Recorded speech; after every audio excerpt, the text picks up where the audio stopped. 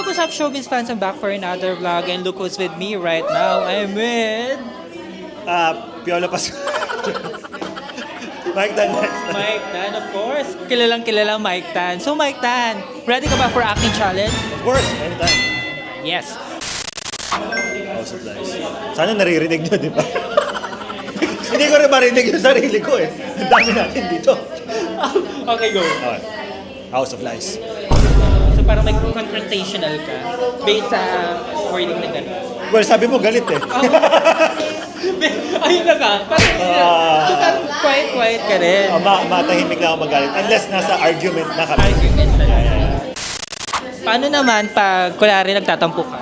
House of Lies. Chill lang. Chill vibe. Chill vibe.